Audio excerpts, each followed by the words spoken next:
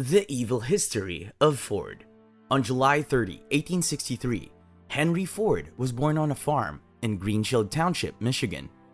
I'm sure no one ever imagined that this boy would end up being the definition of a Nazi, and even Adolf Hitler would become a fan of his.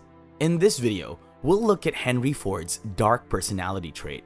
In the following video, we'll talk about his successes and failures, so be sure to subscribe for more. How did Henry Ford, a supporter of pacifism during the First World War, later became a renowned champion for right-wing extremism and religious prejudice? Unfortunately, Henry Ford also had some very unsettling beliefs that were driven primarily by his virulent anti-Semitism. Ford was in his late 50s in the 1920s, and according to the Henry Ford website, he grumpily complained about the number of facets of what was considered modern life, including World War I, short skirts, and jazz. Ford channeled his frustration into a hateful narrative, blaming the Jews and the bankers for what he perceived to be social issues. The weekly Dearborn Independent was purchased by Ford in 1919, and it was published by him until 1927. From 1920 to 1922, it ran a weekly series under the heading The International Jew, The World's Problem on its top page. Ford, a pacifist, believed that Jewish financiers all over the world were to blame for starting wars solely for financial gain. Ford attributed numerous bad traits to Jews, this being only one of them. He now printed his anti-Semitic ideas in a newspaper for everyone to see. Being so well liked was the scariest aspect of that. He had no plan for stopping. Ford not only published an anti-Semitic tabloid, but also a book titled The International Jew.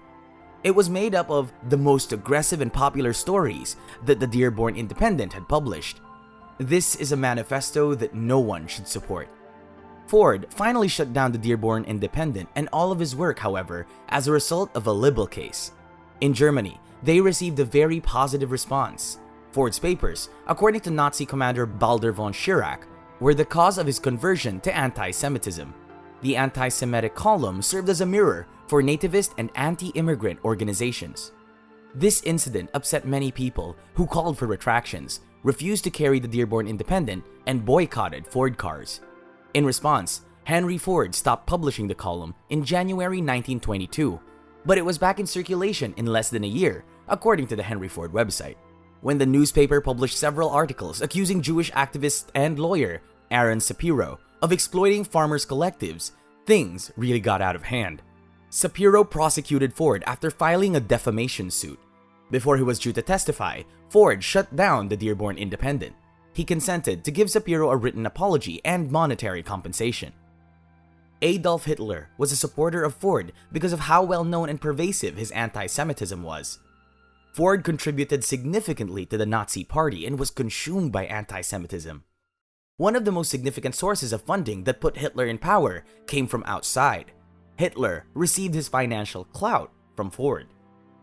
The big photograph of Ford that hung on the wall next to Hitler's desk and the Brown House was a clear indication of the dictator's respect for the auto tycoon.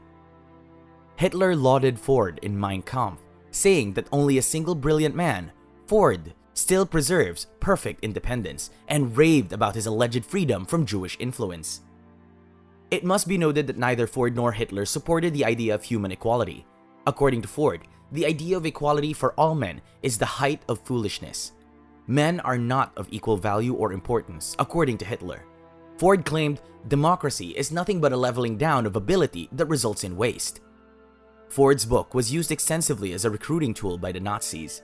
You have no idea what a huge impact this book has had on all German youth, stated Baldur von Schirach, the leader of the Hitler Youth. The Grand Cross of the German Eagle, which the Nazi government regarded as its highest honor for foreigners, was accepted by Ford. This award was the Nazi Party's fourth in total history. Earlier that year, Benito Mussolini had received the same honor.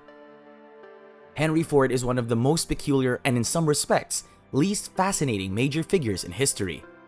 Jazz, in his opinion, was created by the Jews as part of a larger effort to degrade, then rule America. He was notorious for saying that history was foolish. But in his latter years, he spent his time in Dearborn, Michigan, building a significant museum devoted to American history on some undeveloped ground.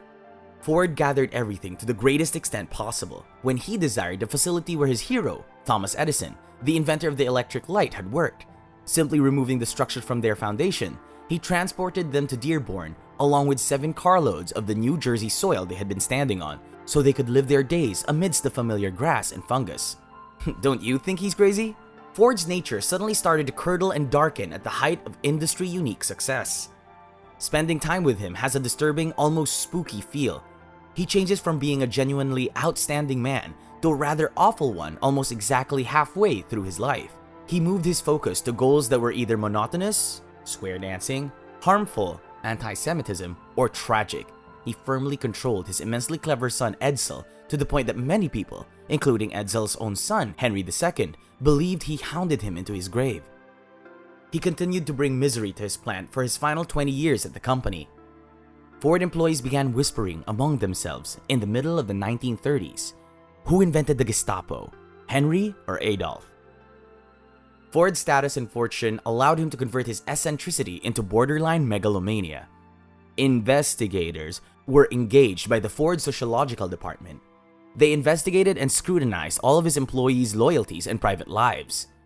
Ford had a somewhat crazy system in place where anyone he didn't like or approve of was blacklisted, had their pay reduced, or if they didn't toe the line, was fired. Shockingly, a lot of companies are still using this strategy. Let me share with you a typical thug scenario. Like many business leaders, Ford had a strong dislike for unions. Ford used harsh methods to suppress and crush union efforts, just like many business leaders of the day. A security detail directed by Ford assaulted United Automobile Worker members. The fact that police officers witnessed the assault but did nothing to stop it adds insult to injury, which honestly isn't that surprising. He had a business over personal attitude and demonstrated it. Despite his pacifism and resistance to the US entering the World War, once the US did so in 1917, his company became a well-known manufacturer of weapons. Ford strongly opposed the US joining World War II, but he was quick to seize the opportunity to advance his own interests. Ford created Ford Work in Germany at a time when the US was still neutral and its diplomatic relations with Nazi Germany were still in place. There, hundreds of French POWs were used as slave workers in the industry. Even though his activities were against the Geneva Convention of 1929, Ford didn't let that stop him from realizing a profit when he saw one. This is Ford's way of acting, not personal, not even ethical. This one may be familiar to many of you, but I can't help but share this. When a huge generator needed to be fixed, Ford's stubbornness and contempt for specialists proved to be his downfall. Charles P. Steinmetz, an electrical engineer, was hired to fix it. Steinmetz marked the generator with chalk on one side on the second day of inspection, then instructed Ford's engineers to remove a plate at the mark and replace 16 windings from the field coil. This worked, but Ford's joy was short-lived because Steinmetz later sent him a $10,000 check. Steinmetz replied with his infamously savage response when Ford asked for a thorough breakdown of the costs to support that money. Making a chalk mark on the generator cost $1. Knowing where to make a mark cost $9,999. Conclusion: what he was and did are still somewhat relevant today. Will Rogers told him near the end of his life, "It'll take 100 years to know whether you've helped us or hurt us, but you certainly didn't leave us where you found us." In his later years, he had a final conversation with John D. Rockefeller Sr. "Goodbye, I'll see you in heaven." Henry Ford responded, "You will if you get in."